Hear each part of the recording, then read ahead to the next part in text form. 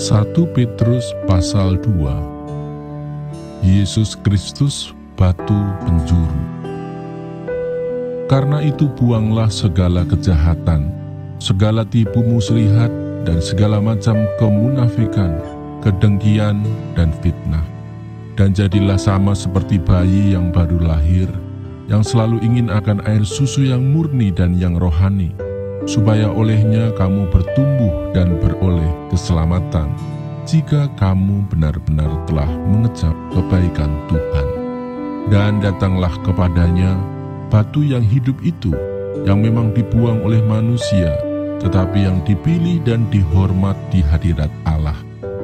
Dan biarlah kamu juga dipergunakan sebagai batu hidup untuk pembangunan suatu rumah rohani bagi suatu imamat kudus, untuk mempersembahkan persembahan rohani yang karena Yesus Kristus berkenan kepada Allah. Sebab ada tertulis dalam kitab suci, "Sesungguhnya aku meletakkan di Sion sebuah batu yang terpilih, sebuah batu penjuru yang mahal, dan siapa yang percaya kepadanya tidak akan dipermalukan. Karena itu bagi kamu yang percaya, ia mahal. Tetapi bagi mereka yang tidak percaya, batu yang telah dibuang oleh tukang-tukang bangunan telah menjadi batu penjuru, juga telah menjadi batu sentuhan dan suatu batu sandungan. Mereka tersandung padanya karena mereka tidak taat kepada firman Allah, dan untuk itu mereka juga telah disediakan. Tetapi kamulah bangsa yang terpilih, imamat yang rajani, bangsa yang kudus, umat kepunyaan Allah sendiri, supaya kamu memberitakan perbuatan-perbuatan yang besar dari Dia, yang telah memanggil kamu keluar dari kegelapan kepada terangnya yang ajaib. Kamu yang dahulu bukan umat Allah, tetapi yang sekarang telah menjadi umat-Nya, yang dahulu tidak dikasihani, tetapi yang sekarang telah beroleh belas kasihan." Peringatan untuk hidup sebagai hamba Allah. Saudara-saudaraku yang kekasih, aku menasihati kamu, supaya sebagai pendatang dan perantau, kamu menjauhkan diri dari keinginan-keinginan daging yang berjuang melawan jiwa. Milikilah cara hidup yang baik di tengah-tengah bangsa-bangsa bukan Yahudi, supaya apabila mereka memfitnah kamu sebagai orang durjana, mereka dapat melihatnya dari perbuatan-perbuatanmu yang baik, dan memuliakan Allah pada hari Ia melawat mereka.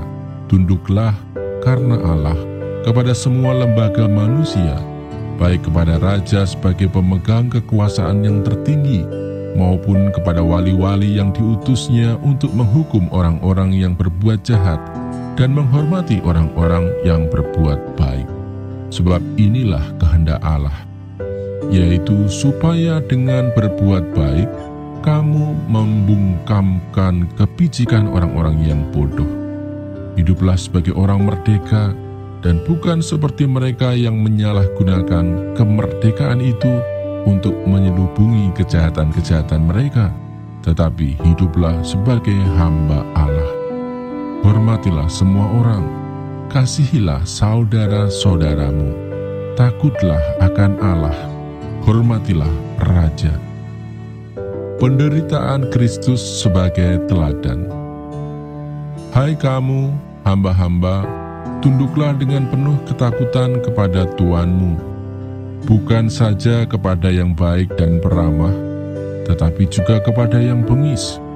Sebab adalah kasih karunia jika seorang karena sadar akan kehendak Allah menanggung penderitaan yang tidak harus ia tanggung.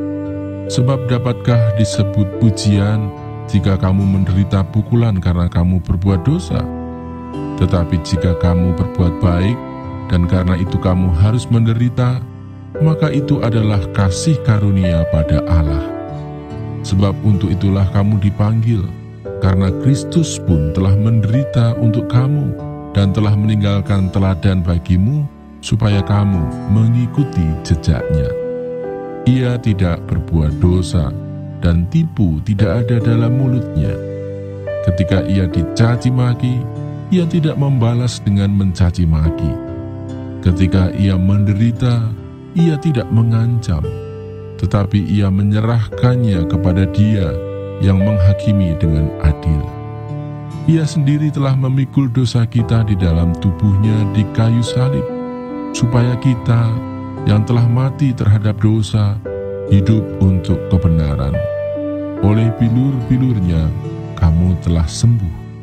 Sebab dahulu kamu sesat seperti domba, tetapi sekarang kamu telah kembali kepada Gembala dan Pemelihara jiwamu.